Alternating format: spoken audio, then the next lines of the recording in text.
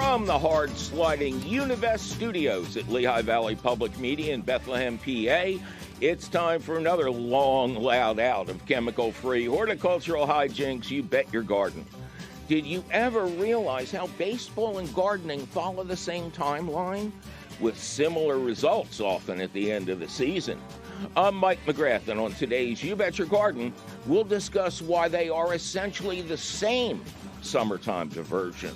And, of course, we're going to pretend to take lots of your fabulous phone call questions, comments, tips, tricks, suggestions, and curiously callous conformations.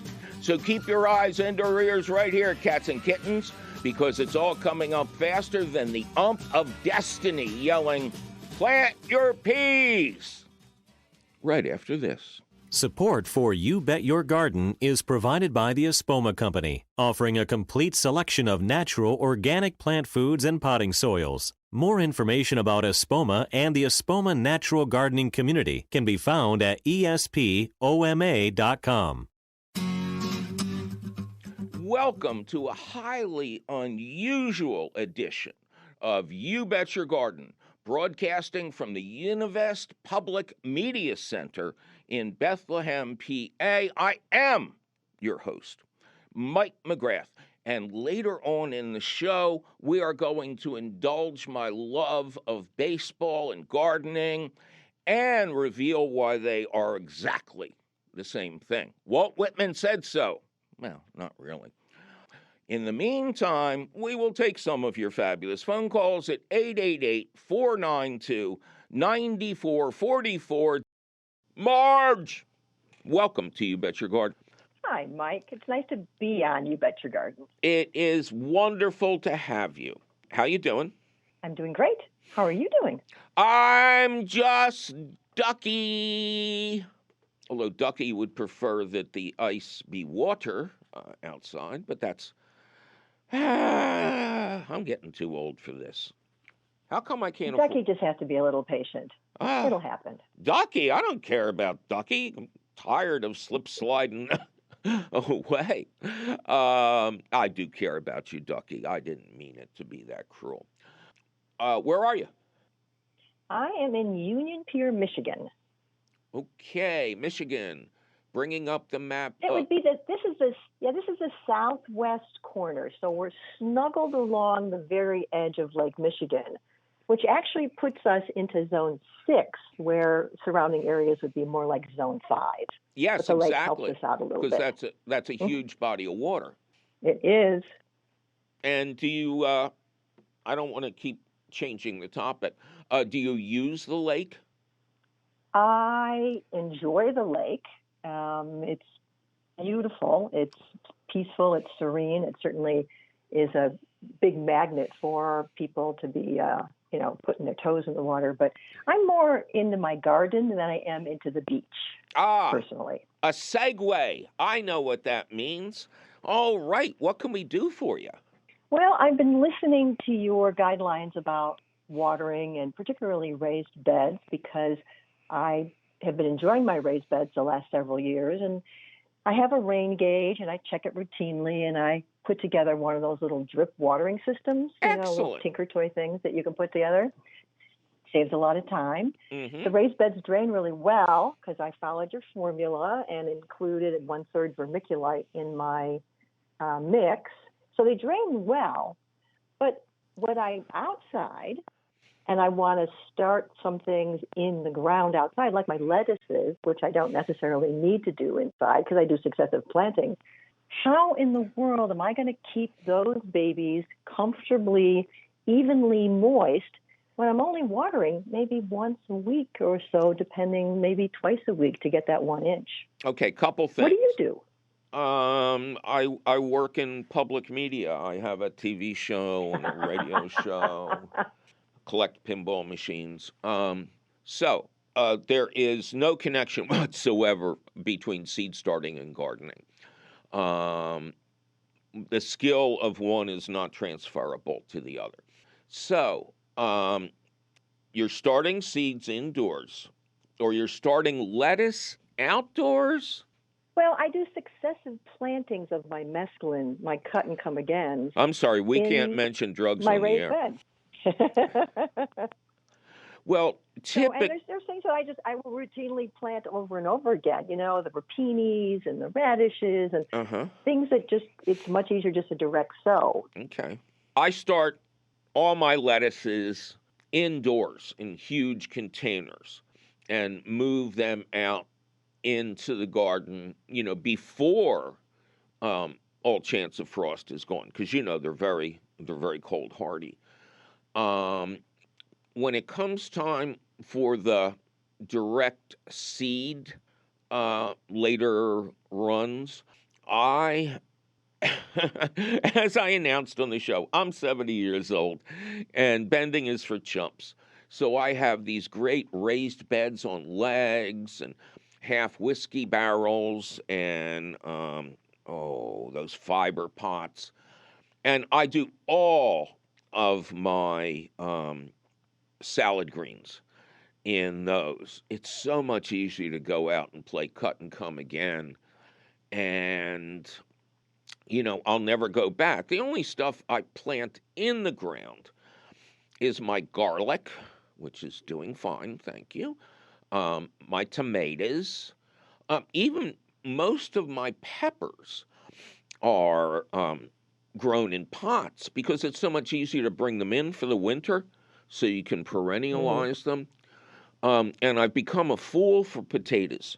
So, and that's, not something you have to, quote, pick on a regular basis. You put the potato in the ground, you cover it, it comes up, it flowers, and at the end of the season, you dig up these miracles of nature. So all the small stuff has been transferred to a series of raised beds on legs around my home. I don't worry about watering, really. But when it comes to seed starting, what's your setup like? Oh, I've got the opportunity to have shelving so I can water from underneath, and then I've got LED lights on top, and I've got 3 tiers of it. So I've got quite a bit of space. That sounds great. So that part works fine, and I love being able to have things getting started now. I've got my onions already started. But how do you not overwater the external beds if indeed what you're trying to do is get your bush beans to get going, or you want to get your cucumbers to get going, or, and like I said, in my case, mesclun mix, which I love to have big batches of it out there in the raised beds. Okay. But if I water them as they want to be watered to get them started, I'm overwatering the rest of the bed. You mean when you put them in as seeds? Right. Oh. Well, since your raised beds drain well, you know Thanks what? to the vermiculite. I prefer perlite myself, but I don't want to get into that. Get a bunch of chopsticks, and when you think maybe your plants need a little bit of help, push the chopsticks into the ground. If the tip comes out dry, then you water. Also, I have found that to start those kind of seeds, especially early in the spring, you have an outside hose, right? Is there any way you can moderate the temperature? Of the outside water? Yeah. No, and that's set up with my watering system as well. So again, I put together this sort of, tinker toy watering system, and I've got it on a timer so that I can have it water early in the morning. Excellent. And then if we get rain, I can turn that watering system off. Good. So that we don't need to get. And this tubing covers all the things we're talking about? Yeah, I've got them on over all the beds. Okay. In a situation like yours, where it's outdoors and you have good drainage, I would say that you can run your system for, let's say, 4 hours in the morning and then turn it off, and 2-3 days later, you can run it again. Have you ever... So do it twice a week. Seed starting has nothing to do with gardening. Well, yeah, the thing is you're doing both at the same time. That's the point, So the No. tomatoes are already out there, but meanwhile, I'm busily putting my second and third and fourth batch of mescaline in. Tomatoes are already out there? No, but when I do it in the middle of summer, Scary. so they're out there doing their thing, and then I'm over there putting in yet another batch of lettuce or another batch of, whatever. And anything, I don't want to overwater the tomatoes. Okay, anything. Okay, well, first you want to use my trick of a dozen crushed eggshells in the planting hole. That will help. That will help the tomatoes avoid blossom end rot, which is caused by overwatering. I've not seen. We love that. Yeah, I've not seen any sign of overwatering on my tomatoes, even when it's been a rainy week. But if you want to go for the gold, get one of those things of milled peat moss, one of those packages, and sprinkle an inch on top of the soil surface. Okay. It's a natural antibiotic, natural antifungal.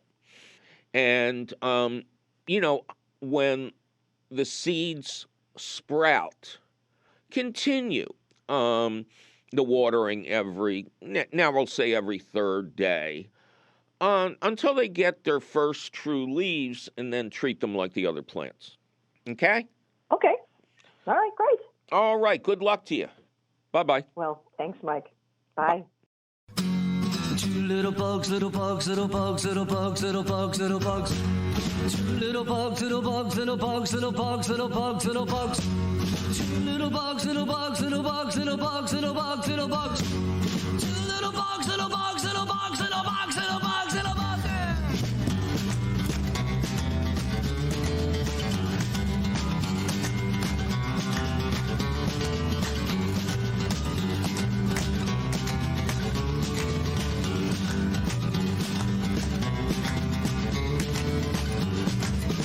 Little bug, little bug, little bug, little bug, little bug, little bug. One little bug, little bug, little bug, little bug, little bug, little bug.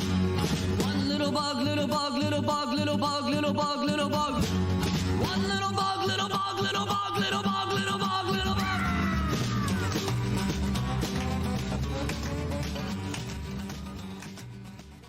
Well, it's time for me to take a little break and remind everybody out there not to rush the season. Yes, it is time to plant peas, lettuce, spring beets, radishes, and potatoes.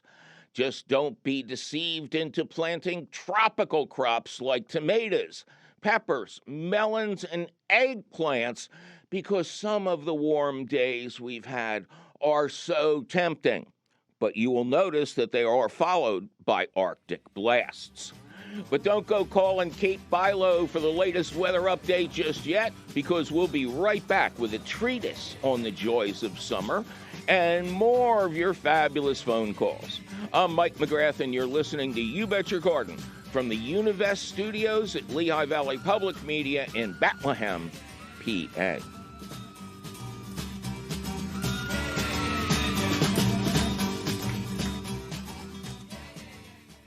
Support for You Bet Your Garden is provided by the Espoma Company, offering a complete selection of natural organic plant foods and potting soils. More information about Espoma and the Espoma Natural Gardening Community can be found at espoma.com.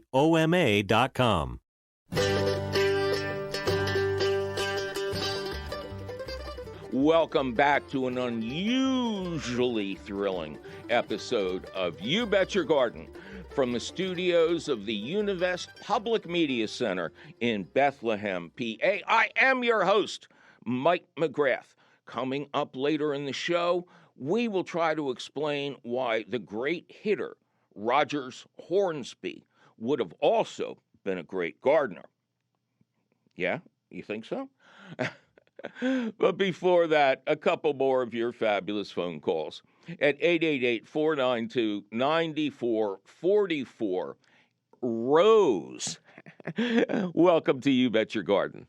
Thank you and welcome. And how's Mike today? Oh, Mike is just Ducky. And Ducky has a little friend visiting from Minnesota. So, it's just a party here. By the way, before we get started with you, Rose, those of you who saw my 70th birthday circus show may have thought, what's going to happen to all those Mylar balloons? And I did take them home. The cats love to play with the tails. And I asked Diane, man, what are we going to do with these now? And she says, don't throw them away. I cut them apart and use them as wrapping paper.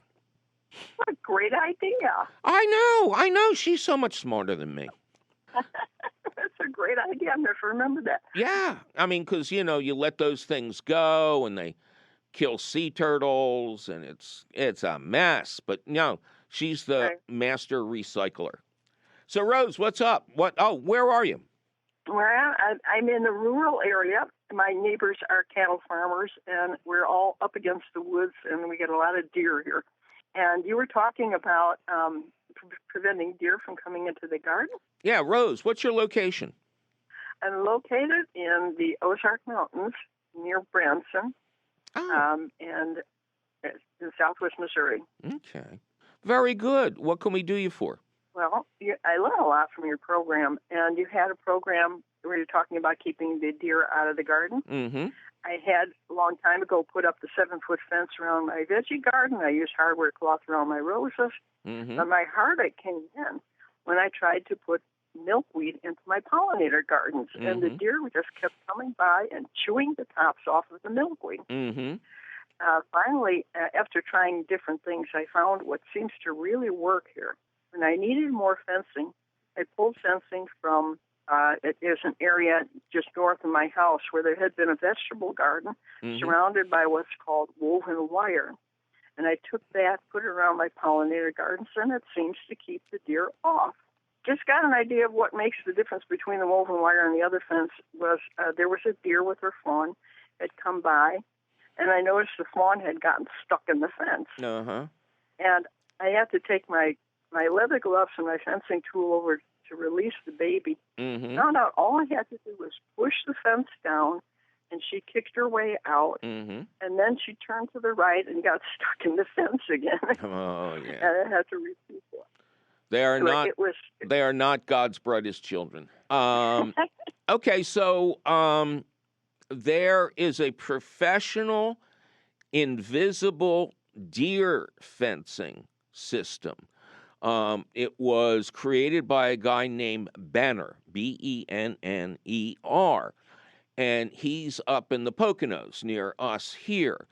And it's 8 feet tall, and it has special stakes, and it's invisible from almost every angle. You don't see it, but it's highly effective, completely effective, I would say. Is that a modern fence? Because I have a 7-foot-high, almost invisible, very tough fence going around my vegetable garden. Right. And is that working? Excellent.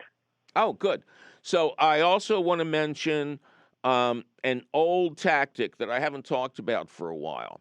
You know what corrugated metal is like, right? Yes. Okay. Old-time farmers would surround their fields with a ring of corrugated metal. It's easy to find at scrap yards and stuff like that. And the deer would not walk across it because, it's not flat on the top. They start rolling and rocking and everything. So for people who don't want anything up in the air, so to speak, if you can position the corrugated metal, the deer will just stay away. It just makes them uncomfortable. And you might also want to look at a product called the wireless deer fence. That's a stake you put in the ground. You put a scent attractor in the top because you want the deer to come up. And then you put, I think it's 2 AA batteries in the belly of the beast. And when the deer and the fawns are starting to be active in the spring, they'll come up. They're attracted by the scent. It's the same thing hunters use. And they'll lick it, and they'll get a mild shock, and they'll run away, and they don't come back. What's the name of that again? Wireless deer fence. Gotcha. Okay? Thank you. My pleasure. That's some ideas for you, huh? That would really work. I have only one problem with what that corrugated tin, as you mentioned. We around here we call that tin roofing. Yeah. And my only drawback was that I had some on the ground, and I had to call the conservation department, and I had to get it off the ground because the snakes like to set up housekeeping under there. Well, you can't have everything. You're not supposed to be walking on it. Those snakes are eating mice and voles and rats and rabbits. I mean, they're a very valuable garden protector. And I have such a balance here. I'm not going to take up your radio time. I have king snakes here, and they eat venomous snakes and the rodents. And I also have possums that go after that. And I have raccoons that kill yellow jackets. So I'm well set. So they tear apart the nest? Yes, they tear apart the nest. They eat the yellow jackets because that's where they get their protein. Well, I think you deserve a plaque on the wall of sustainable, symbiotic everything. Well, don't credit me. Give this to the Missouri Conservation Department, which is incredible. That's where I get my information. Well, I'll tell you, my dear friend, the late departed Dr. Jim Duke, who was the beneficial insect expert at the USDA for over 40 years, said an old trick, because he's from the same part of the world as you are growing up, and he said, pour some honey over top of the entrance hole, and raccoons will go for that like crazy. Wonderful. All right, that's 18 tips. We're moving on. All right, you take care. Bye-bye. 888-492-9444. Linda, welcome to You Bet Your Garden. Hi, Mike. Hello, Linda. How are you? I'm doing great. I'm waiting for the Arctic blast to hit us today. Oh, where are you? I am about 50 miles northeast of Nashville, Tennessee. Oh, okay. Well, you know, it seems this Arctic blast is like going almost nationwide. I mean, you know, Florida's getting snow. Texas is getting snow. This is nuts because the days, I don't know if you've had the same experience, but we have these glorious 70, 74-degree, bright, sunny days. And then if you're lucky enough to catch a weather guesser on TV, it's like, so it's going to drop to 20 tonight and you'll have an ice storm. It is a roller coaster these days. It is crazy, and it's crazy all over. What can we do you for?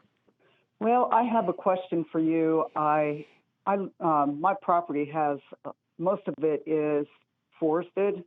So I have one area where I have put raised beds in.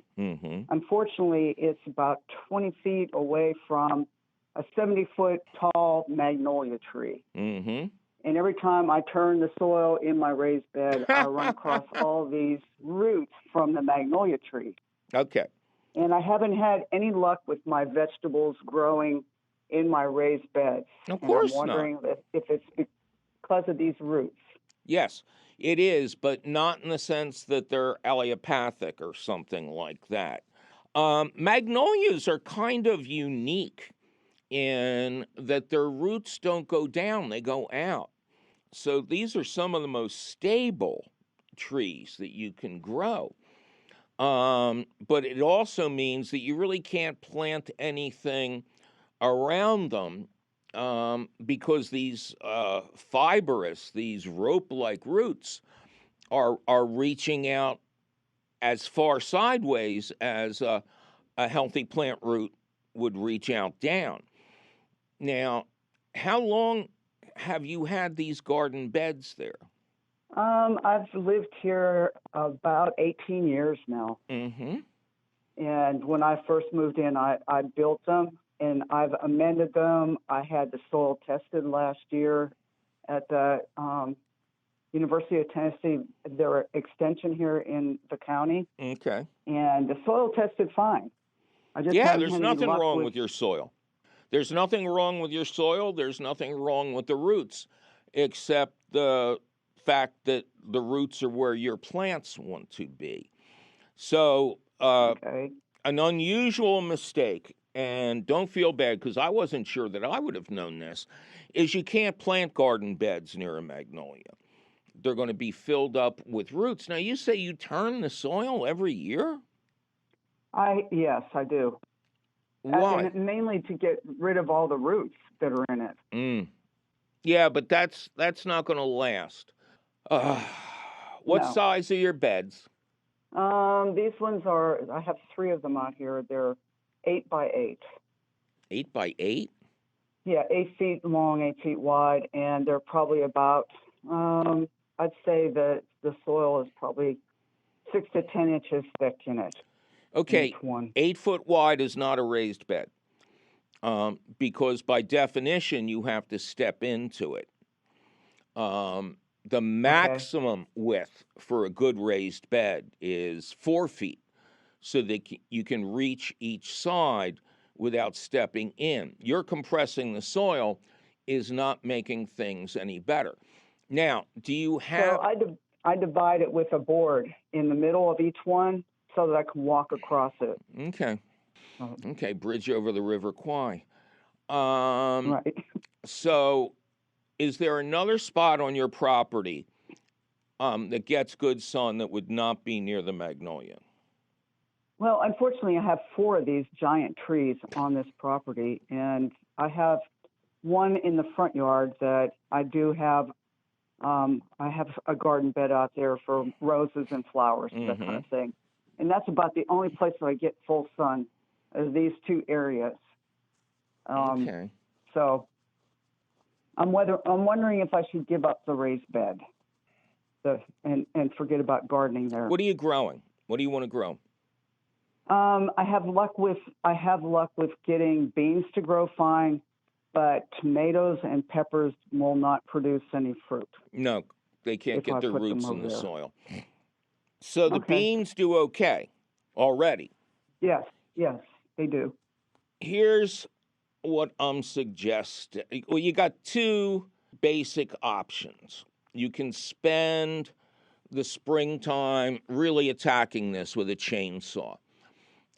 Go around the inner parts of your garden beds and chainsaw until all the roots are out.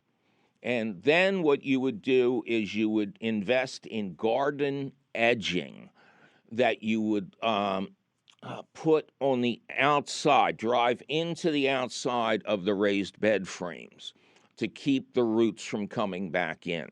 That's an unusual answer, but I think it might be the best for you. And then fill the beds up with high quality topsoil, compost, perlite, and make sure those sneaky roots stay out of there. And you should be okay. Otherwise, you're going to have to seal off what you have and build new raised beds on top of that the roots can't get to. Gotcha. Okay. When I had my soil tested, I asked the extension person about the rooting on magnolias, and he said that they came from the same family as walnut trees. No. Okay. Oh, God. Can I ever retire? No. There's no comparison. Black walnut trees are allelopathic. They exude a substance called juglone from their roots that makes it impossible to grow tomatoes nearby.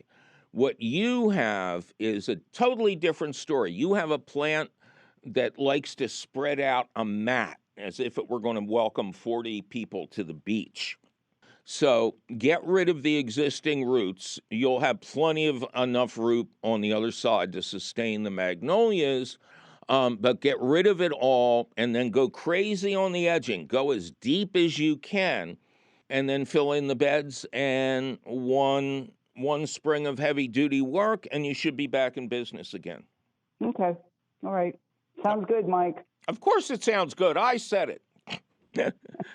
All right, thank you. Sounds like a lot of work, though. Yeah, well, you could move. I've thought about that. I've thought about moving back to Pennsylvania many times. Okay. All right. Well, you make up your mind, Okay. and maybe All this right. is something you can hire a landscaper to do, to not only cut out the roots in the bed, but put in the edging. You know, I've Okay. learned long time ago. Um, I would rather earn extra money somewhere than do this kind of stuff myself. Okay. All right. Well, I appreciate your answer. All right. Good luck. And all right. Thank you, sir. My All right. You pleasure. have a great day. You too. Bye bye. All right. Bye bye.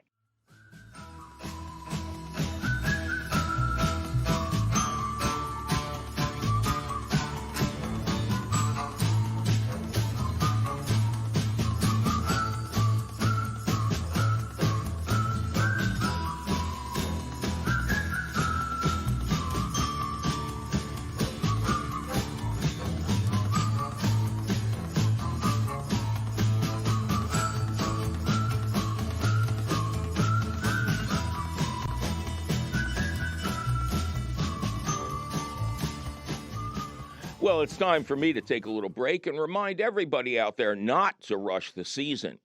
Yes, it is time to plant peas, lettuce, spring beets, radishes, and potatoes.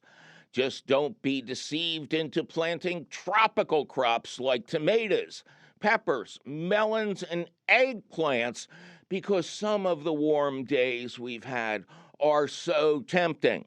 But you will notice that they are followed by Arctic blasts. But don't go calling Kate Philo for the latest weather update just yet, because we'll be right back with a treatise on the joys of summer and more of your fabulous phone calls. I'm Mike McGrath, and you're listening to You Bet Your Garden from the Univest Studios at Lehigh Valley Public Media in Bethlehem, PA.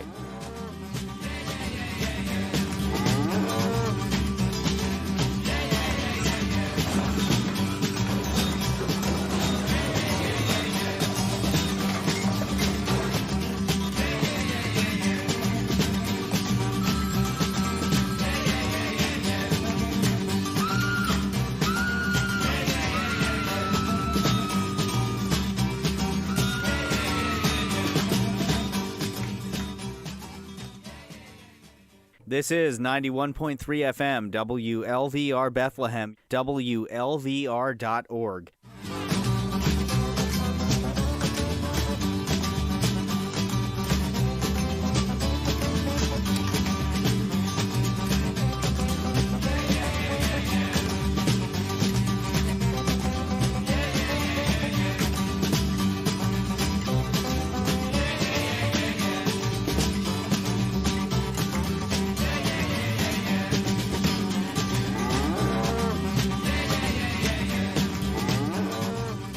Welcome back to an unusual episode of You Bet Your Garden, broadcasting from the Univest Public Media Center in Bethlehem, PA.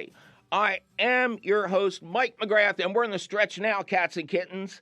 In just a little bit, we will get to our thoughtful comparison of gardening and baseball and make a case that they are essentially the same thing. All right? That's going to be fun, right? In the meantime, more of your fabulous phone calls at 888-492-9444. Roxanne, welcome to You Bet Your Garden. Hi. Hi. Hi, Mike. Thank you. Oh, thank you. How you doing? I am peachy. How are you doing? Well, guess who you get to introduce. Now, Ducky? No, Ducky is still here. But Okay. Ducky's cousin is visiting from Minnesota. And Oh, how fun. hey, yeah. So, yes, so I'm double Ducky. All Very right. good. Where are you? I'm in Stewartsville, New Jersey. Right. And my question is about tomatoes. I actually bought a house down in Florida. I'm a New Jersey girl, been here all my life, 53 years, and I'm looking to continue to have nice tomatoes down in Florida. Mm-hmm. And I was wondering if there's anything that will compare to the nice New Jersey tomatoes that we have up here. You had mentioned some kind of purple tomato a few weeks ago, and I was wondering if there's something that I could try and grow down there. Well, purple tomatoes are not Jersey tomatoes, £3 for $half. Jersey tomatoes. Let's see. What part of Florida are you in? So I'm going to be in Citrus County, which is on the west coast, north of Tampa. Right. How low are you? How far south are you? It's the more north in the state, northwest. Right. Kind of straight in from Orlando. So the lot that we have is a nice wooded lot. It's not out in the sun. It's got pine trees and oak trees. It's got moss growing in the yard on the side. Yeah. And how is that good? How is that good for tomatoes? Well, I have hopes of, having different plants around the area, and I was just wondering if you have a recommendation of a tomato to try to get as close as I can to that nice Jersey taste. Well, you're far above the frost line. You're going to get weather. You're going to get winter to some degree. Not as much as I get, but you're in a relatively normal climate. Did anybody tell you what your USDA growing zone is? I do not know. Okay. So I'm going to recommend two things. Now, the Jersey tomato. Nobody can really agree on exactly what variety it was, but it seems likely that the seed was distributed by Heinz and Campbell's to growers in New Jersey because it was close to the factory. You don't want to travel with those tomatoes, and that tomato is called Rutgers, and that is a great all-around tomato. But many people have claimed that different varieties are Jersey tomatoes. So I want you to do two things. Go contact your local state extension service and ask them the recommended varieties for your region. They'll have a bulletin. They'll have a list. Got it. Secondly, check out Totally Tomatoes. It is the most inclusive tomato catalog that's out there. Now, I don't think you need extreme hot weather tomatoes like in Phoenix, but you want tomatoes that like it warm. And I think if you combine those two lists, take a look at what they say grow best there, and look at the catalog descriptions in Totally Tomatoes, I think you'll come up with exactly what you want.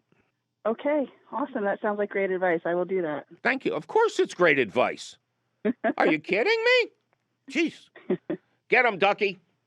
All right, thanks for calling. All right, thanks. Have a great day. You too. Bye-bye. And now it's time for a very unusual question of the week. There is no question. This is a scientific treatise on the combination of baseball and gardening, which we're calling Baseball is Gardening is Baseball. Now for something completely different, right? It occurred to me several years ago that two of my three passions, four if you count neon, were so intertwined that they followed the same season. Pinball, of course, has no season and was designed to help people like me relatively sane during the cold, dark season of no baseball and no tomato growing. Yeah, you can grow stuff inside, but it's not the same.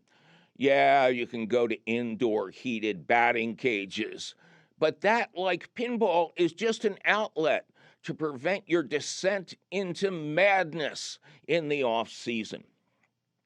As Walt Whitman noted, voiced by Garrison Keillor in the classic Ken Burns PBS series, in our sundown perambulations of late, we have observed several parties of youngsters playing base, a game of ball.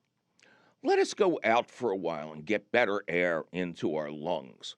Let us leave our closed rooms. The game of ball is wonderful.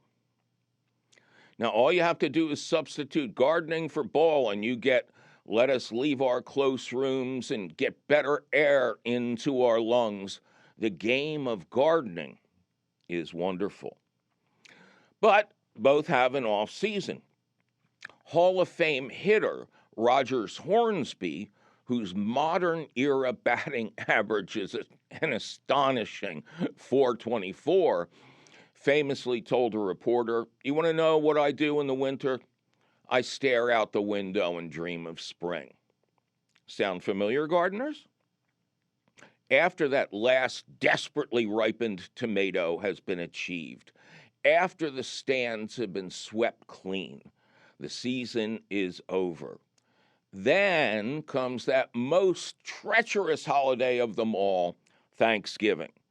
I think I'll eat at Boston Market this year. Then comes the much less treacherous Christmas and a bit of peace in our lives. On second thought, I should volunteer at a homeless shelter this Thanksgiving. At least nobody's going to be arguing about when the turkey's done. Then the death march of January arrives. But in the Stygian darkness, we are already beginning our rituals. Baseball managers figure out who will make their team this year.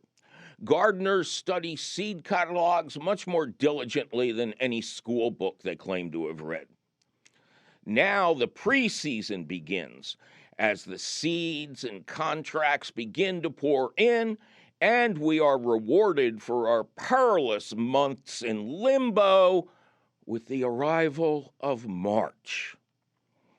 Spring training begins as we limber up from the off-season of darkness.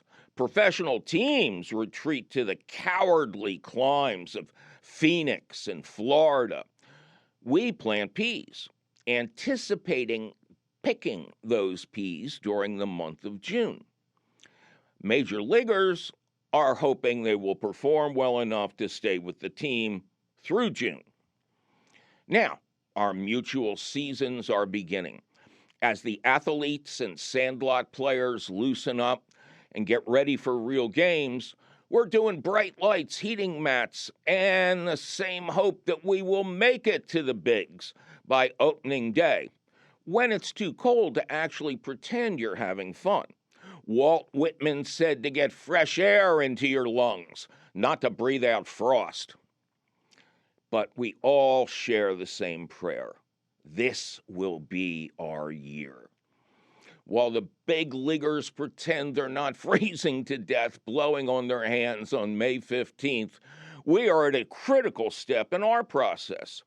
Plant now in the hope of getting an early lead, or wait until the team is totally ready with no cold nights forecast in the future. What would Moneyball say? I bet you they would say to sit on your hands. At least they'll be warm that way. It's a long season, and you want to see what the youngsters can do. So put them out in the field, but hold off on your big money players. Many seasons were doomed by injuries before the end of May. The teams who slipped their stars in here and there until June were the ones that could well be playing after Halloween. For gardeners, that means testing the waters with a few disposable plants. Come on, what were you going to do with 14 Cherokee purple plants in a 9-tomato garden? If you're lucky, those rookies will thrive. If not, your superstars will be warming up to get into the game for real in June. Sweet corn, pole beans, and indeterminate tomatoes are your tall, hard-throwing outfielders. Your infield has the quick-witted ones, just begging for a bunt. Bush beans to squash to melons to hot peppers. It would make a great groundhog to make it through that line. And now we hit the middle of the season. Spring training is over. The first month is behind us.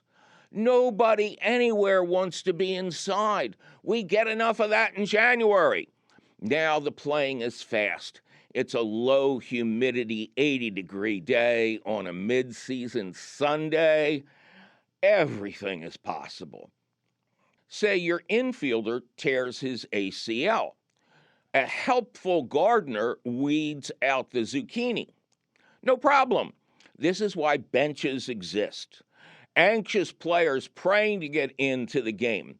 And if you're like me, you also have a bench full of replacement plants in the event of a hailstorm. Injuries are going to happen. It's part of the game. Be prepared.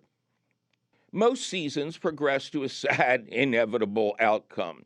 Many of us are done physically and horticulturally by September. But it's all gravy if you're not. Suddenly you're playing hard in late September, and then you're in the playoffs. And if you're still standing in October, you could win it all. And if not, I think you all know what's coming next. All together now, there's always next year.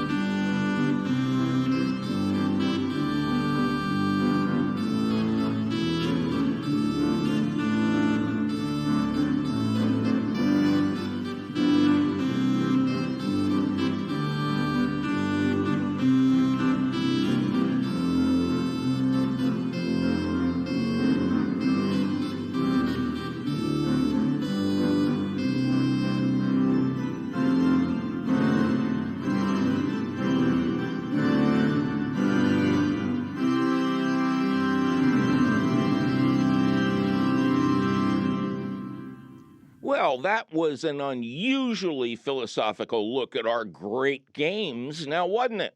Luckily for you can read this masterpiece over at your leisure or your leisure, because the question of the week appears in print at the Gardens Alive website. Just click the link for the question of the week at our website, which is still and will forever be youbetyourgarden.org. Gardens Alive supports the You Bet Your Garden question of the week, and you'll always find the latest question of the week at the Gardens Alive website. Yikes, my producer is threatening to call me for a balk if I don't get out of the studio. We must be out of time, or the ump must be hard of sight.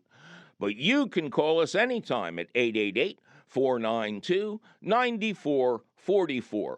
Or, yes, send us your email. You're tired, you're poor, your wretched refuse of words teeming towards our garden shore at YBYG@WLVT.org. Now, I got to say this. At least half of the emails we get don't have a location. So then we got to get back to you. What's your location? And then we get an email that says Los Angeles, without the old question. So do us all a favor. Include your location. You'll find all of our contact information, plus answers to your garden questions, audio of this show, video of this show, audio and video of recent shows, informative details about my upcoming live events, and links to our internationally renowned podcast. It's all at youbetyourgarden.org. You Bet Your Garden is a half-hour public television show, an hour-long public radio show, and podcast, all produced and delivered to you weekly by the Univest Studios at Lehigh Valley Public Media in Bethlehem, PA. Our radio show is distributed by PRX, the Public Radio Exchange. You Bet Your Garden was created by Mike McGrath. Mike McGrath was created when he watched the film Plan 9 from Outer Space too many times in a row without a break. Ken Queter plays our theme song. Our Chief Content Officer is Yoni Greenbaum. Our Angel of the Airways is Christine Dempsey. Our engineer is cheerful Charlie Sarah. Our social media director is Amanda Northleaf. Check out her fine work and ponder lots of pretty pictures At the You Bet Your Garden Facebook page, our peerless princess of profound production is Teresa Radke. Our audio editor is the lovely Jonas Bowen. Our video editor is judicious Jake Boyer. Our harassed and harried director is Javier Diaz. Our usual gang of idiots generally include Zach the Tactless Nesky, the long-lost Eric Werner, Jacob Morris, and Rex the Wonder Dog. Were you intrigued by our conversation about the Royal Horticultural Society deciding that slugs and snails were not pests? So when you go to that fabulous website, what's the name again? youbetyourgarden.org, we'll have a link to the report up there. We'll also put it up on our Facebook page. Our beloved and beleaguered CEO Tim Fallon refuses to answer when asked if he doubled for Tor Johnson in Plan 9 from Outer Space. Mike McGrath, however, acknowledges that he tried to fit into Vampira's dress. I'm that host, Mike McGrath, and if the folks on the second floor keep not catching on, I'll see you again next week.